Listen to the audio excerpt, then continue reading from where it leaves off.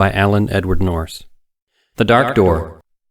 It was almost dark when he awoke and lay on the bed, motionless and trembling, his heart sinking in the knowledge that he should never have slept. For almost half a minute, eyes wide with fear, he lay in the silence of the gloomy room, straining to hear some sound, some indication of their presence. But the only sound was the barely audible hum of his wristwatch and the dismal splatter of raindrops on the cobbled street outside. There was no sound to feed his fear, yet he knew then, without a flicker of doubt, that they were going to kill him. He shook his head, trying to clear the sleep from his brain as he turned the idea over and over in his mind. He wondered why he hadn't realized it before, long before, back when they had first started this horrible, nerve-wracking cat-and-mouse game. The idea just hadn't occurred to him, but he knew the game playing was over. They wanted to kill him now, and he knew that ultimately they would kill him. There was no way for him to escape. He sat up on the edge of the bed, painfully, perspiration standing out on his bare back. And he waited, listening. How could he have slept, exposing himself so helplessly? Every ounce of his energy, all the skill and wit and shrewdness at his command, were necessary in this cruel hunt. Yet he had taken the incredible, terrible chance of sleeping, of losing consciousness, leaving himself wide open and helpless against the attack which he knew was inevitable. How much had he lost? How close had they come while he slept? Fearfully, he walked to the window, peered out, and felt his muscles relax a little. The gray, foggy streets were still light. He still had a little time before the terrible night began. He stumbled across the small, old-fashioned room, sensing that action of some sort was desperately needed. The bathroom was tiny. He stared in the battered, stained reflector unit, shocked at the red-eyed, stubble-faced apparition that stared back at him. This is Harry Scott, he thought, 32 years old in the prime of life, but not the same Harry Scott who started out on a ridiculous quest so many months ago. This Harry Scott was being hunted like an animal, driven by fear, helpless and sure to die, unless he could find an escape somehow. But there were too many of them for him to escape, and they were too clever, and they knew he knew too much. He stepped into the shower-shave unit, trying to relax, to collect his racing thoughts. Above all, he wanted to stay the fear that burned through his mind, driving him to panic and desperation. The memory of the last hellish night was too stark to allow relaxation. The growing fear, the silent, desperate hunt through the night, the realization that their numbers were increasing, his frantic search for a hiding place in the new city, and finally, his panic-stricken, pell-mell flight down into the alleys and cobbled streets and crumbling frame buildings of the old city. Even more horrible, the friends who had turned on him, who turned out to be like them. Back in the bedroom, he lay down again, his body still tense. There were sounds in the building, footsteps moving around on the floor overhead, a door banging somewhere. With every sound, every breath of noise, his muscles tightened still further, freezing him in fear. His own breath was shallow and rapid in his ears as he lay, listening, waiting. If only something would happen. He wanted to scream, to bang his head against the wall, to run around the room, smashing his fist into the doors, breaking every piece of furniture. It was the waiting, the eternal waiting, the running and waiting some more, feeling the net drawing tighter and tighter as he waited, feeling the measured, unhurried tread behind him always following, coming closer and closer, as though he were a mouse on a string, twisting and jerking helplessly. If only they would move, do something he could counter. But he wasn't even sure anymore that he could detect them, and they were so careful never to move into the open. He jumped up feverishly, moved to the window, and peered between the slats of the dusty old-fashioned blind at the street below. An empty street at first, wet, gloomy. He saw no one. And then he caught the flicker of light in an entry several doors down and across the street, as a dark figure sparked a cigarette to life. Harry felt the chill run down his back again. Still there, then. Still waiting. A hidden figure, always present, always waiting. Harry's eyes scanned the rest of the street rapidly. 2 three-wheelers rumbled by, their rubber hissing on the wet pavement. One of them carried the blue and white of the old city police, but the car didn't slow up or hesitate as it passed the dark figure in the doorway. They would never help me anyway, Harry thought, bitterly. He had tried that before and met with ridicule and threats. There would be no help from the police in the old city. Another figure came around a corner. There was something vaguely familiar about the tall body and broad shoulders as the man walked across the wet street. Something Harry faintly recognized from somewhere during the spinning madness of the past few weeks. The man's eyes turned up toward the window for the briefest instant and then turned steadfastly to the street. Oh, they were sly. You could never spot them looking at you. Never for sure, but they were always there, always nearby, and there was no one he could trust any longer, no one to whom he could turn. Not even George Webber. Swiftly his mind reconsidered that possibility as he watched the figure move down the street. True, Dr. Webber had started him out on this search in the first place, but even Webber would never believe what he had found. Webber was a scientist, a researcher. What could he do? Go to Webber and tell him that there were men alive in the world who were not men, who were somehow men and something more? Could he walk into Dr. Webber's office in the Hoffman Medical Center, walk through the gleaming bright corridors, past the shining metallic doors, tell Dr. Webber that he had found people alive in the world who could actually see in 4 dimensions, live in 4 dimensions, think in 4 dimensions? Could he explain to Dr. Webber that he knew this simply because in some way he had sensed them, and traced them and discovered them, and that he had not one iota of proof except that he was being followed by them, hunted by them even now, in a room in the old city waiting for them to strike him down? He shook his head, almost sobbing. That was what was so horrible. He couldn't tell Webber because Webber would be certain that he had gone mad just like the rest. He couldn't tell anyone. He couldn't do anything. He could just wait and run and wait. It was almost dark now, and the creaking of the old board house intensified the fear that tore at Harry Scott's mind. Tonight was the night. He was sure of it. Maybe he had been foolish in coming here to the slum area where the buildings were relatively unguarded, where anybody could come and go as he pleased. But the new city had hardly been safer, even in the swankiest private chamber in the highest building. They had had agents there, too, hunting him, driving home the bitter lesson of fear that they had to teach him. Now he was afraid enough. Now they were ready to kill him. Down below he heard a door bang, and he froze, his back against the wall. There were footsteps, quiet voices, barely audible. His whole body shook and his eyes slid round to the window. The figure in the doorway still waited, but the other figure was not visible.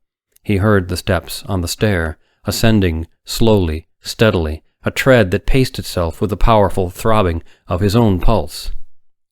Then the telephone screamed out. Harry gasped. The footsteps were on the floor below, moving steadily upward. The telephone rang again and again. The shrill jangling filled the room insistently. He waited until he couldn't wait any longer. His hand fumbled in a pocket and leveled a tiny, dull gray metal object at the door. With the other hand he took the receiver from the hook. "Harry, is that you?"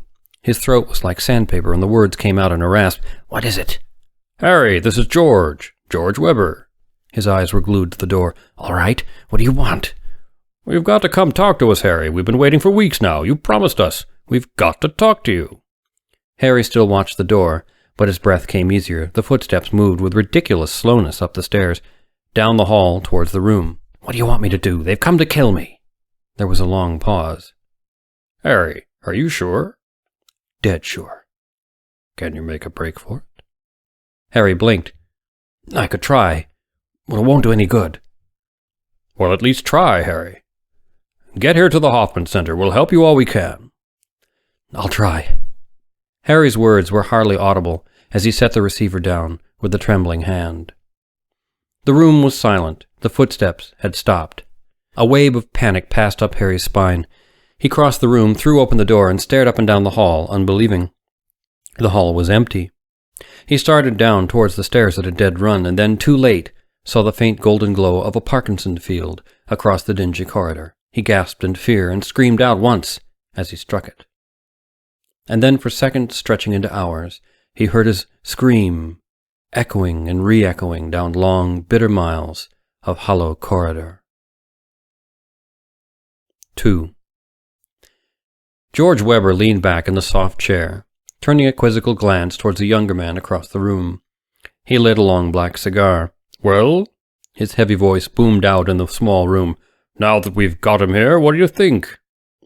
The younger man glanced uncomfortably through the glass wall panel into the small dark room beyond. In the dimness he could barely make out the still form on the bed, grotesque, with the electrode vernier apparatus already in place at its temples. Dr. Manelli looked away sharply and leafed through the thick sheaf of chart papers in his hand. "I don't know," he said dully. "I just don't know what to think." The other man's laugh seemed to rise from the depths of his huge chest. His heavy face creased into 1,000 wrinkles. Dr. Webber was a large man. his broad shoulders carrying a suggestion of immense power that matched the intensity of his dark, wide-set eyes. He watched Dr. Manelli's discomfort grow, saw the younger doctor's ears grow red, and the almost cruel lines in his face were masked, as he laughed still louder. "Trouble with you, Frank. You just don't have the courage of your convictions." "Well, I just don't see anything so funny about it." Manelli's eyes were angry. "The man has a suspicious syndrome, so you followed him, spied on him for weeks on end, which isn't exactly the highest ethical practice in collecting a history. I still can't see how you're justified." Dr. Weber snorted, tossing his cigar down on the desk with disgust. "The man is insane. That's my justification. He's out of touch with reality. He's wandered into a wild, impossible, fantastic dream world. We've got to get him out of it, because what he knows, what he's trying to hide from us, is so incredibly dangerous that we don't dare let him go." The big man stared at Manelli, his dark eyes flashing. "Can't you see that? Or would you rather sit back and let Harry Scott go the way that Paulus and Weinberg and the others went?" "But if he used the Parkinson field on him," Dr. Manelli shook his head hopelessly. "He'd offered to come over, George. We didn't need to use it." "Sure, he offered to come. Fine. But supposing he changed his mind on the way. For all we know, he had us figured into his paranoia too, and we never would have come near the Hoffman Center." Dr. Weber shook his head. "We're not playing a game anymore, Frank. Get that straight.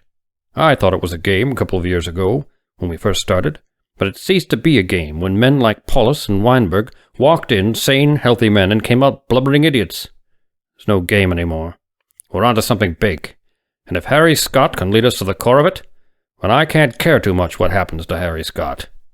Dr. Manelli stood up sharply, walked to the window, and looked down over the bright, clean buildings of the Hoffman Medical Center. Out across the terraced park that surrounded the glass towers and shining metal of the center rose the new city, tier upon tier of smooth, functional architecture, a city of dreams built up painfully out of the rubble of the older ruined city. "You could kill him," the young man said finally. "The psycho-integrator isn't any standard interrogative technique. It's dangerous and treacherous.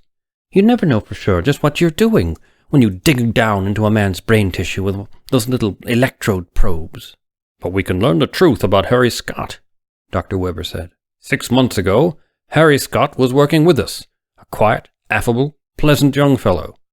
Extremely intelligent, intensely cooperative. He was just the man we needed to work with us, an engineer who could take our data and case studies, study them, and subject them to a completely non-medical analysis.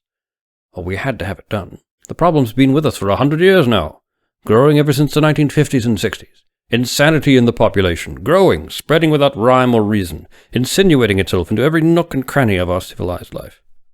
The big man blinked at Manelli. Harry Scott was a new approach. We were too close to the problem. We needed a non-medical outsider to take a look, to tell us what we were missing. So Harry Scott walked into the problem and then abruptly lost contact with us. We finally track him down, find him gone, out of touch with reality, on the same wretched road that all the others went. With Harry, it's paranoia. He's being persecuted. He has the whole world against him. But most important, the factor we don't dare overlook, he's no longer working on the problem.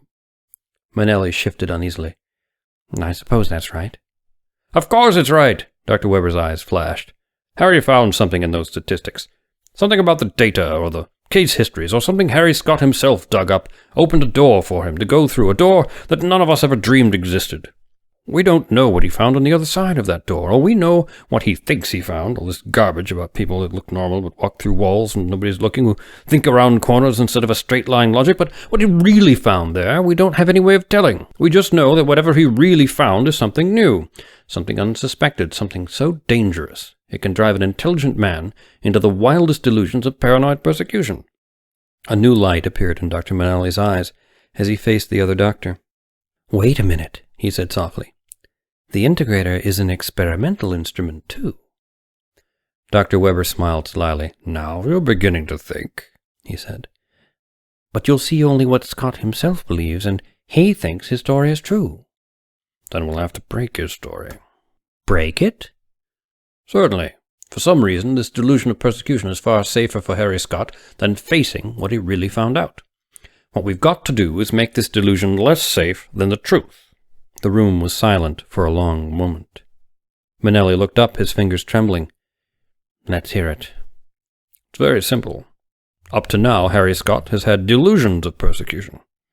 But now we're really going to persecute Harry Scott, as he's never been persecuted before. 3.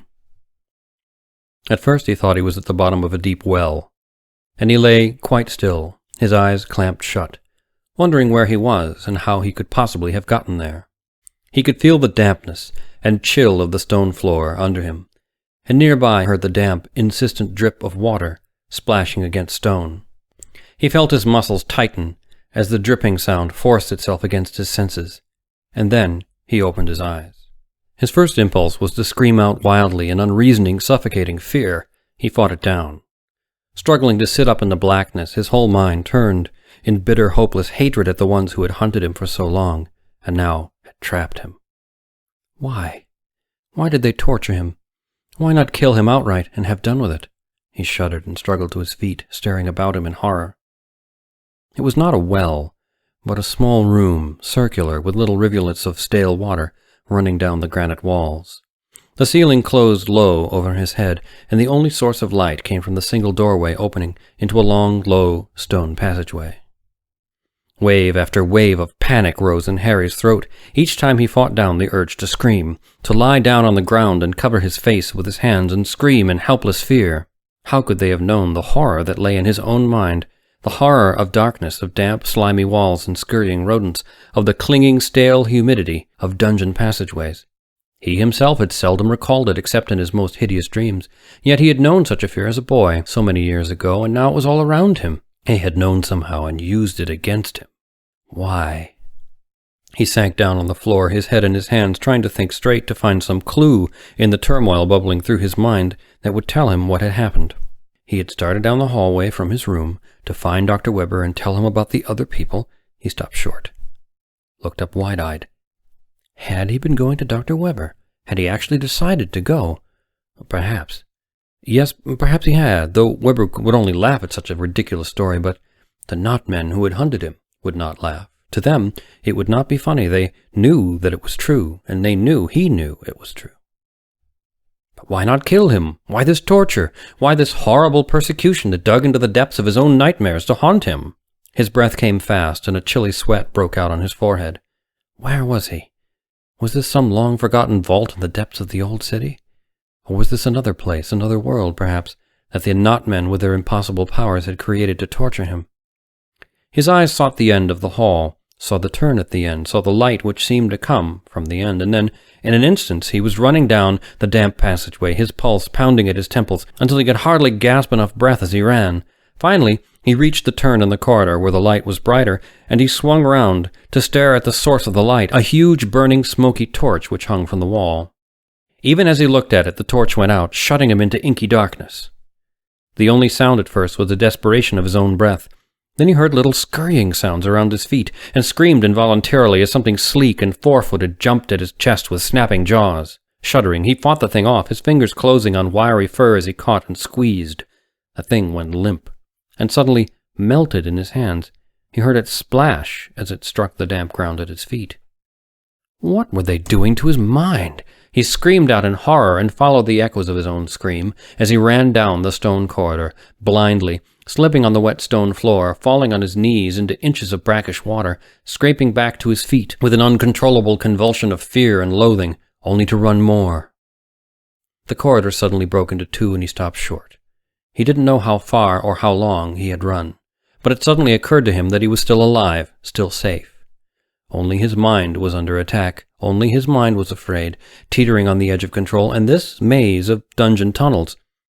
Where could such a thing exist? So perfectly outfitted to horrify him, so neatly fitting into his own pattern of childhood fears and terrors. From where could such a very individual attack on his sanity have sprung? From nowhere except from his own mind.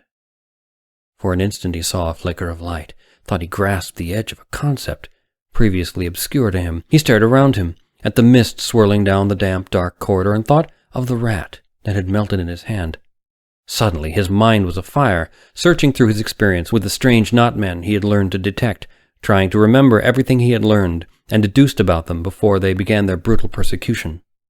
They were men, and they looked like men, but they were different. They had other properties of mind, other capabilities that men did not have. They were not men. They could exist and coexist. Two people in one frame, one person known, realized by all who saw, the other one concealed, except from those who learned how to look. They could use their minds, they could rationalize correctly, they could use their curious, four-dimensional knowledge to bring them to answers no three-dimensional man could reach. But they couldn't project into men's minds. Carefully, Harry peered down the misty tunnels. They were clever, these creatures, and powerful, and since they had discovered that he knew them, they had done their work of fear and terror on his mind skillfully, but they were limited too. They couldn't make things happen that were not true. Fantasies, illusions. Yes, this dungeon was an illusion. It had to be. He cursed and started down the right-hand corridor, his heart sinking. There was no such place, and he knew it.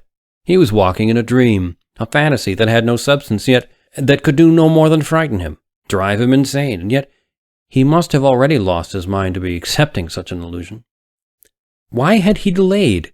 Why hadn't he gone to the Hoffman Center, laid the whole story before Dr. Weber and Dr. Manelli at the very first, told them what he had found? Well, true, they might have thought him insane, but they wouldn't have put him to torture.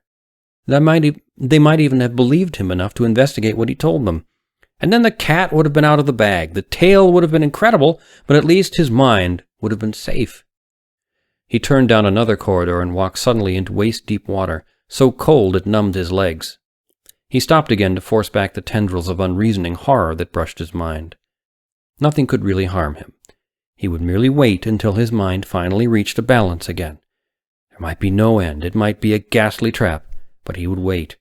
Strangely, the mist was becoming greenish in color as it swirled toward him in the damp, vaulted passageway. His eyes began watering a little, and the lining of his nose started to burn. He stopped short, newly alarmed, and stared at the walls, rubbing the tears away to clear his vision.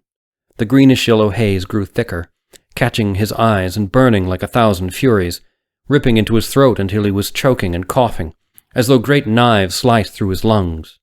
He tried to scream and started running blindly. Each gasping breath was an agony as the blistering gas dug deeper and deeper into his lungs.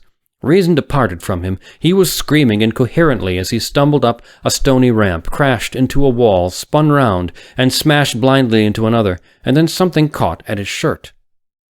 He felt the heavy planks and pounded iron scrollwork of a huge door, and threw himself upon it, wrenching at the old latch until the door swung open with a screech of rusty hinges. He fell forward on his face, and the door swung shut behind him. He lay face down, panting and sobbing in the stillness. Coarse hands grasped his collar, jerking him rudely to his feet, and he opened his eyes. Across the dim, vaulted room he could see the shadowy form of a man. A big man, with a broad chest and powerful shoulders, a man whose rich voice Harry almost recognized, but whose face was deep in shadow. As Harry wiped the tears from his tortured eyes, he heard the man's voice rumble out at him. "Perhaps you've had enough now to change your mind about telling us the truth." Harry stared, not quite comprehending. The truth?" The man's voice was harsh, cutting across the room impatiently. "The truth, I said." "A problem, you fool. What you saw, what you learned. You know perfectly well what I'm referring to, but we'll swallow no more of this silly four-dimensional Superman tale, so don't bother to start it." I don't understand you. It's true." Again he tried to peer across the room. "Why are you hunting me like this? What are you trying to do to me?" "We want the truth. We want to know what you saw." But you're what I saw. You know what I found out. I mean..." He stopped, his face going white. His hand went to his mouth. He stared still harder. "Who are you?" he whispered. "The truth!" the man roared. "You'd better be quick or you'll be back in the corridor." "Weber!" "Your last chance, Harry." Without warning, Harry was across the room, flying across the desk, crashing into the big man's chest. With a scream of fury, he fought, driving his fists into the powerful chest, wrenching at the thick, flailing arms of the startled man. "It's you!" he screamed. "It's you that's been torturing me! It's you that's been hunting me down all this time! Not the other people! You and your crowd of ghouls have been at my throat!" He threw the big man off balance, dropped heavily on him as he fell back to the ground, glared down into the other's angry brown eyes. And then, as though he had never been there at all, the big man vanished, and Harry sat back on the floor, his whole body shaking with frustrated sobs as his mind twisted in anguish. He had been wrong. Completely wrong. Ever since he had discovered the Not Men, because he had thought they had been the ones who hunted and tortured him for so long, and now he knew how far he had been wrong. For the face of the shadowy man, the man behind the nightmare he was living, was the face of Dr. George Webber. "You're a fool," said Dr. Manelli sharply as he turned away from the sleeping figure on the bed to face the older man. "Of all the ridiculous things to let him connect you with this." The young doctor turned abruptly and sat down in a chair, glowering at Dr. Webber. "You haven't gotten to first base yet, but you've just given Scott enough evidence to free himself from integrator control altogether if he gives it any thought. I suppose you realize that?" "Nonsense," Dr. Webber retorted. "He had enough information to do that when we first started. I'm no more worried now than I was then. I'm sure he doesn't know enough about the psycho-integrator to be able to voluntarily control the patient-operator relationship to any degree. Oh, no, he's safe enough. But you've missed the whole point of that little interview." Dr. Webber grinned at Manelli. "I'm afraid I have. It looked to me like useless bravado." "The persecution, man! The persecution! He's shifted his sights. Before that interview, the Not Men were torturing him, remember? Because they were afraid he would report his findings to me, of course. But now it's I that's against him." His grin widened. "You see where that leads?" "You're talking almost as though you believe the story about a different sort of people among us." Dr. Webber shrugged. "Perhaps I do." "Oh, come now, George." Dr. Webber's eyebrows went up, and the grin disappeared from his face. "Harry Scott believes it, Frank. We mustn't forget that, or miss its significance. Before Harry started this investigation of his, he wouldn't have paid any attention to such nonsense. But he believes it now." "But Harry Scott is insane. You said it yourself." "Ah, yes," said Dr. Webber. "Insane. Just like the others who started to get somewhere along these lines of investigation.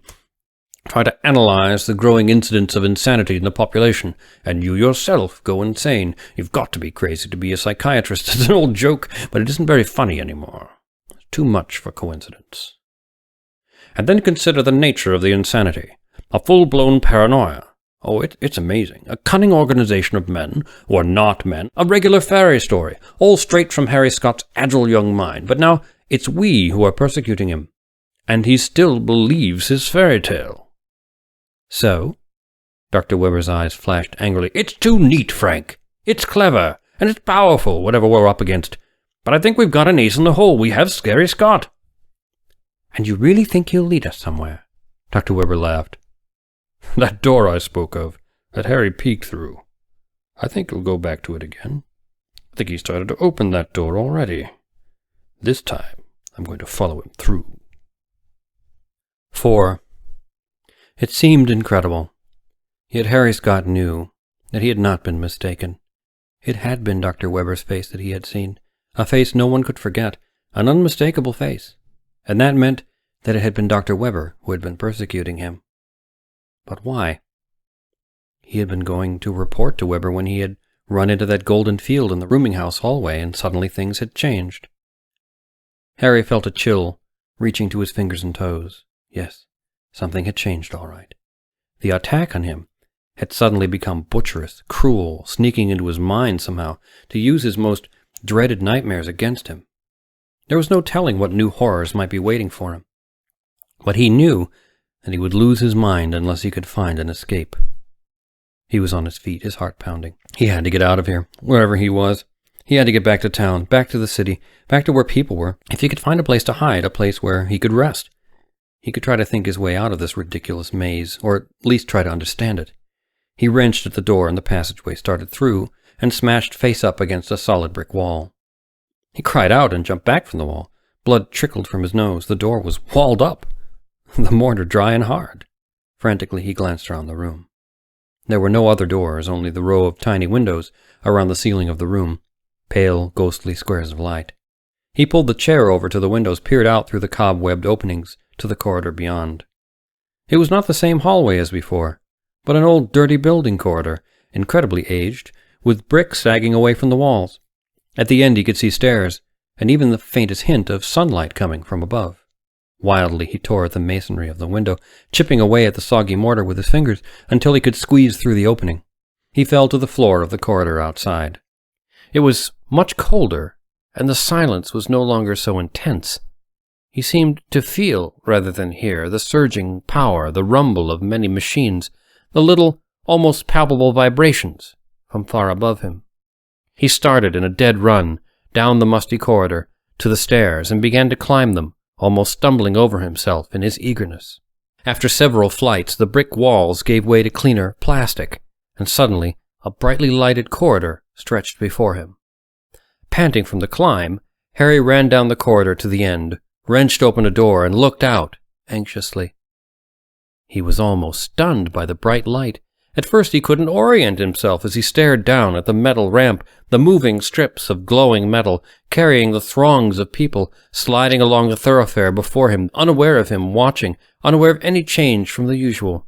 The towering buildings before him rose to unbelievable heights, bathed in ever-changing rainbow colors, and he felt his pulse thumping in his temples as he gaped. He was in the new city. Of that there was no doubt. This was the part of the great metropolis which had been built again since the devastating war that had nearly wiped the city from the earth a decade before. These were the moving streets, the beautiful residential apartments, following the modern neo-functional patterns and the participational design which had completely altered the pattern of city living. The old city still remained, of course, the slums, the tenements, the skid rows of the metropolis, but this was the teeming heart of the city, a new home for men to live in. And this was the stronghold where the not-men could be found, too. The thought cut through Harry's mind, sending a tremor up his spine. He had found them here. He had uncovered his first clues here, and discovered them, and even now his mind was filled with the horrible, paralyzing fear he had felt that first night when he had made the discovery. Yet he knew now that he dared not go back where he had come from. At last he could understand why the not-men might have feared and persecuted him, but he could not understand the horrible assault that Dr. Webber had unleashed, and somehow he found Dr. Webber's attack infinitely more frightening. He seemed to be safe here, though, at least for the moment. Quickly he moved down onto the nearest moving sidewalk, heading towards the living section of the new city.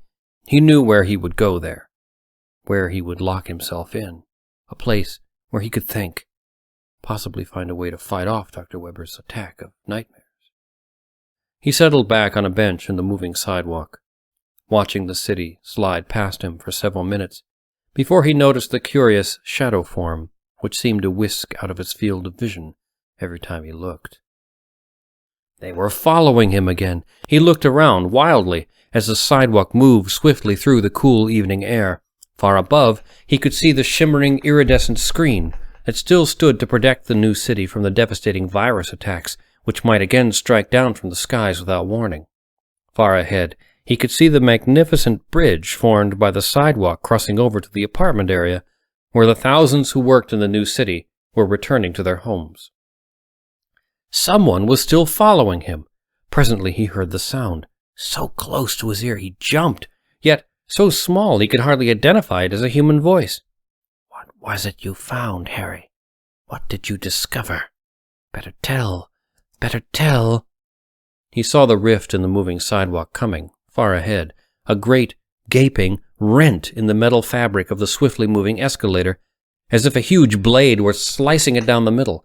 Harry's hand went to his mouth, choking back a scream as the hole moved with incredible rapidity down the center of the strip, swallowing up whole rows of the seats, moving straight towards his own. He glanced in fright right over the side just as the sidewalk moved out onto the bridge, and he gasped as he saw the towering canyons of buildings fall far below, saw the seats tumble end over end, heard the sounds of screaming blend into the roar of air by his ears.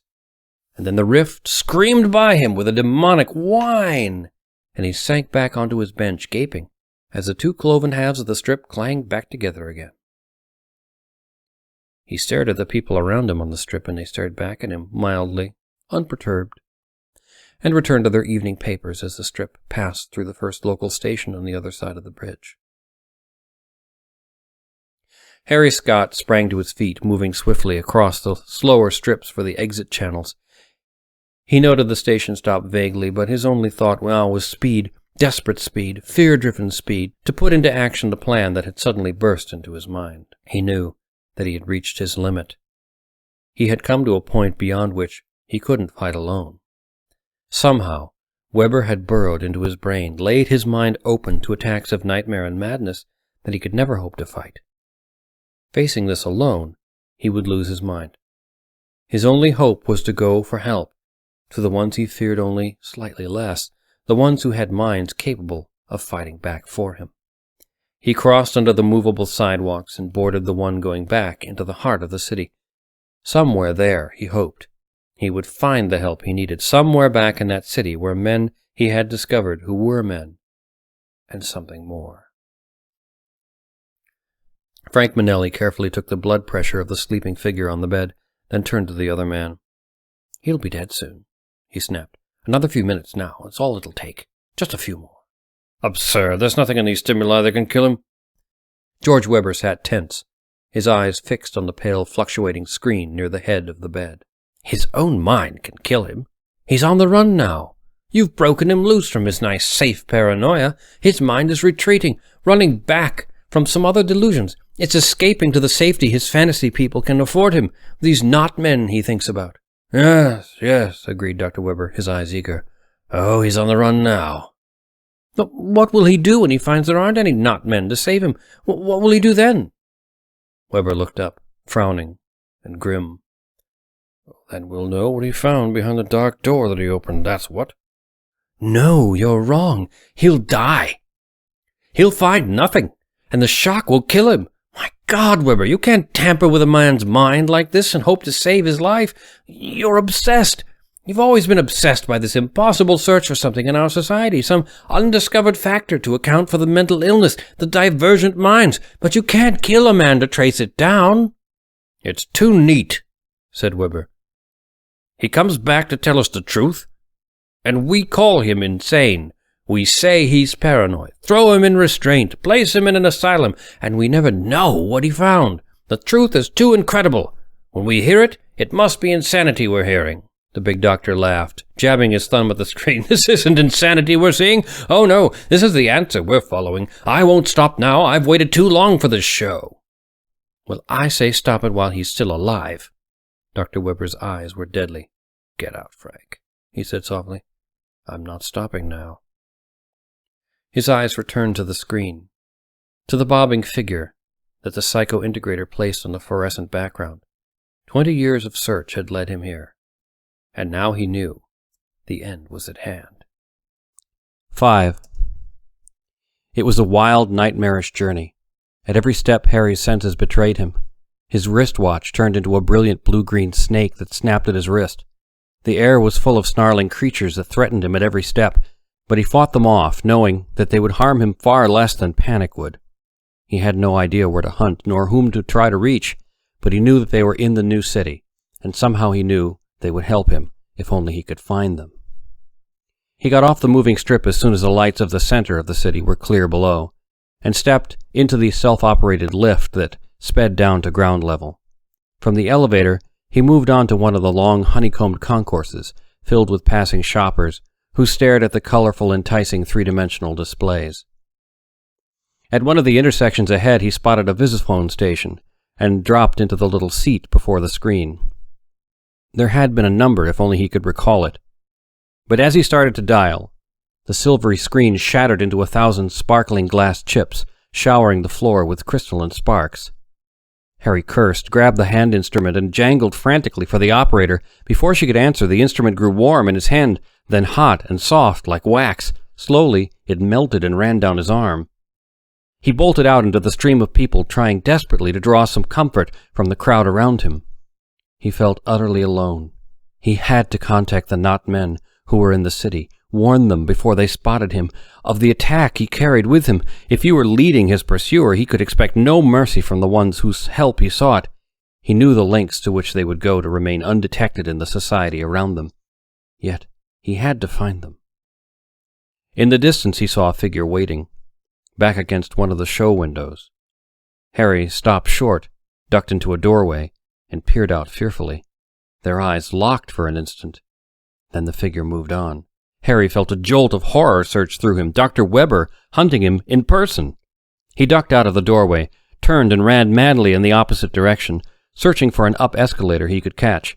Behind him, he heard shots heard the angry whine of bullets past his ear. He breathed in great gasping sobs as he found an almost empty escalator and bounded up it 4 steps at a time. Below, he could see Weber coming too, his broad shoulders forcing their way relentlessly through the mill of people. Panting, Harry reached the top, checked his location against a wall map, and started down the long ramp which led toward the building he had tried to call. Another shot broke out behind him. The wall alongside powdered away, leaving a gaping hole. On impulse, he leaped into the hole, running through to the rear of the building, as the weakened wall swayed and crumbled into a heap of rubble just as Weber reached the place Harry had entered. Harry breathed a sigh of relief and raced up the stairs of the building to reach a ramp on another level. He turned his eyes towards the tall building at the end of the concourse. There he could hide and relax and try somehow to make a contact. Someone fell into step beside him and took his arm gently, but firmly. Harry jerked away, turning terrified eyes to the one who had joined him. "Quiet," said the man, steering him around towards the edge of the concourse. "Not a sound. You'll be all right." Harry felt a tremor pass through his mind. The barest touching of mental fingertips, a recognition that sent a surge of eager blood through his heart. He stopped short, facing the man. "I'm being followed," he gasped. "You can't take me anywhere. You don't want Weber to follow, or you'll be in terrible danger." The stranger shrugged and smiled briefly. "You're not here. You're in a psycho-integrator. It can hurt you if you let it, but it can't hurt me." He stepped up his pace slightly, and in a moment they turned abruptly into a darkened cul-de-sac. Suddenly they were moving through the wall of the building, into the brilliantly lit lobby of the tall building. Harry gasped, but the stranger led him without a sound towards the elevator, stepped aboard with him, and sped upward, the silence broken only by the whish-whish-whish of the passing floors. Finally they stepped out into a quiet corridor and down through a small office door. A man sat behind the desk in the office, his face quiet, his eyes very wide and dark. He hardly glanced at Harry, but turned his eyes to the other man. "Set?" he asked. "Couldn't miss now." The man nodded and looked at last at Harry. "You're upset," he murmured. "What's bothering you?" "Weber," said Harry hoarsely. "He's following me here. He'll spot you. I tried to warn you before I came, but I couldn't." The man at the desk smiled. Weber again, huh? Our old friend Weber. That's all right. Weber's at the end of his tether. There's nothing he can do to stop us.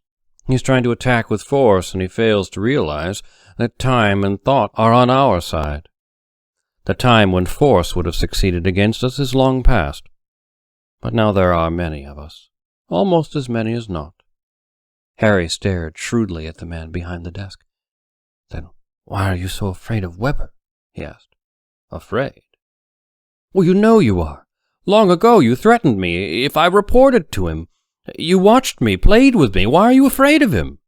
The man sighed. Weber's premature. We are stalling for time. That's all. We wait. We've grown from so very few back in the 1940s and 50s, but the time for quiet usurpation of power has not quite arrived.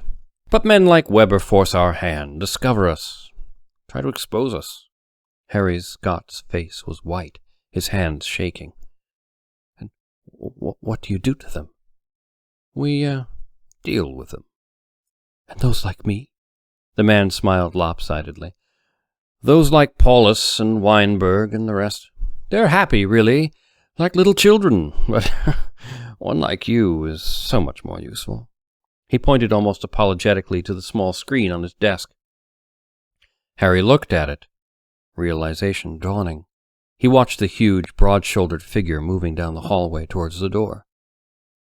Weber was dangerous to you? Unbelievably dangerous. So dangerous we would use any means to trap him. Suddenly the door burst open, and there stood Weber. A triumphant Weber, face flushed, eyes wide, as he stared at the man behind the desk.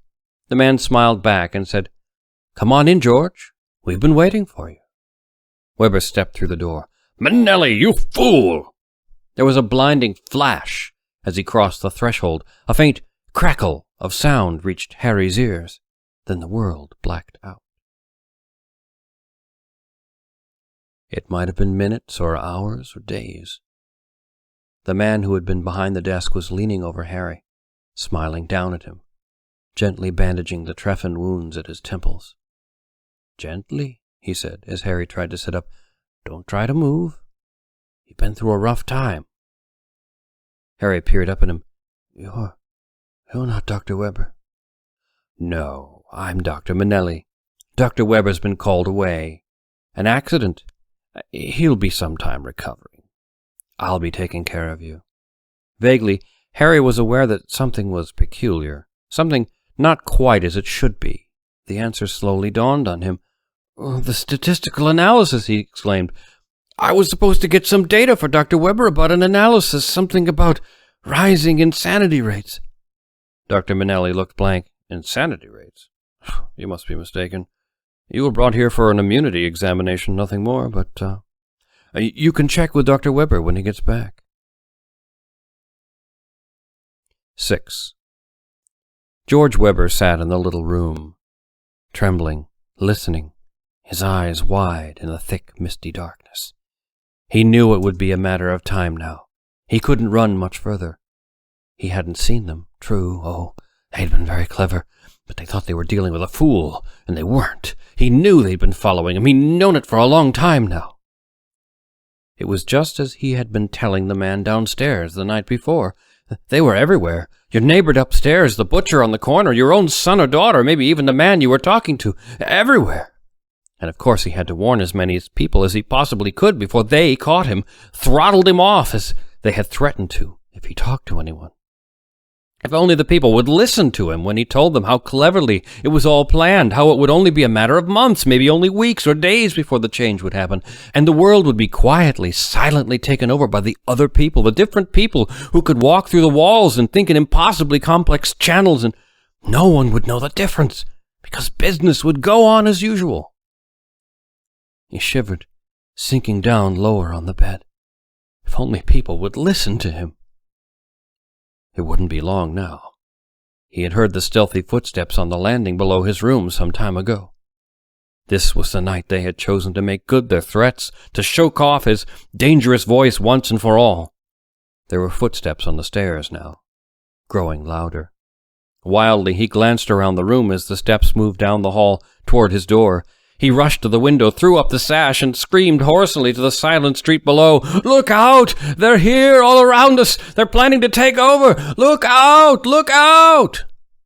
The door burst open, and there were 2 men moving toward him, grim-faced, dressed in white. Tall, strong men, with sad faces and strong arms. One was saying, "Better come quietly, mister. No need to wake up the whole town."